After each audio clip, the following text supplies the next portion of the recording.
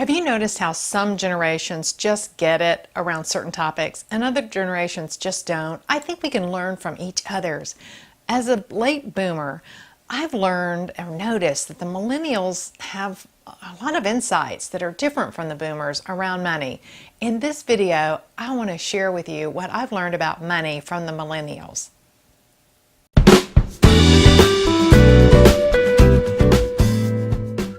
Hi, I'm Camille Gaines, author of Earn, Grow, Give, and I'm a financial coach. In this video, I want to share with you what I've noticed about the millennials and money. Recently, I was involved with the FinCon conference, and there were so many sharp millennial money bloggers. I was blown away, and I learned a lot from them.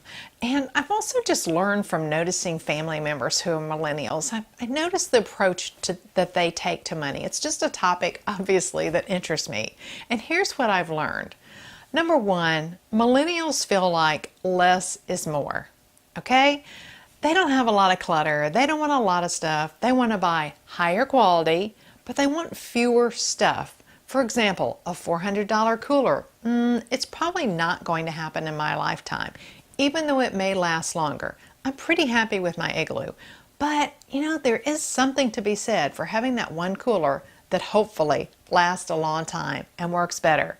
There's definitely something to be said for less is more. You know, less clutter, less stuff, better quality stuff. Certainly when it comes to your wardrobe and your household. That's number one. Number two is decide what you want and work from there. These millennials aren't doing long jobs, most of them that I've seen, aren't taking long jobs doing something they don't care one thing about. They've searched their soul, they've figured out what it is they enjoy, and they've gone after that in their work. And if they're not there now, they're figuring out a way to make it happen. They see possibilities around their money that as a boomer, I didn't see when I left college or earlier in my life even. I think that it's a really completely different mindset around figuring out the way you want to live your life and then structuring your business and your life the way you want it. Now, I've gotten better at that over the last few years. I've had to as we've created these multiple income streams instead of doing the corporate full-time work stuff. But it's something that I think the earlier you start it, the better it is. So that's one thing I've learned from the millennials. Another thing I've learned from the millennials that's related to this is just plan to retire early. You know, back in my father's day, you never thought about that. You worked for decades and decades and decades for the same company, and then you had a retirement, and then you stopped, and then a few years later you died.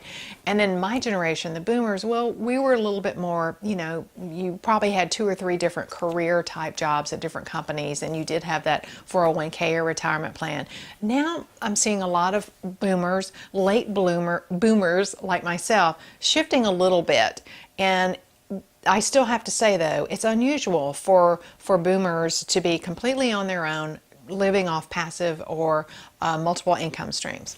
So that's one thing I've learned from the millennials is just plan to retire early. Even if you're working some, you're doing what you like, you can do it from anywhere, that kind of thing.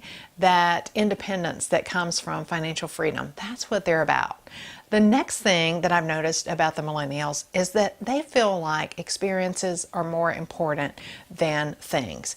And I love that. I think it's so true. You may have seen my other video where what I really love doing is laying on a hammock or laying outside and reading on a pretty day and being near the water. That doesn't cost much, but it's a great experience. The next thing I've learned from the boomers is do what you enjoy. They're really great about that. And it ties back to one of the earlier points I made around they figure out what they want to do and then they plan their life, their work, their money around that. So do things you enjoy. Figure out what it is that you enjoy, and wherever you work, whatever it is you're doing, incorporate that into your life. Make it the main part of your life, especially if it's your work, because you're talking about the majority of your time on this earth. That's what I wanted to share with you in this video. Now, I have put together, based on the income ideas and income streams that we put together, a little analysis tool that I use to figure out what would be the best way to live the life I wanted while generating income. I'll put a link to that in the description. It's an absolutely free little tool, so be sure to grab that. Thanks for watching. I appreciate it.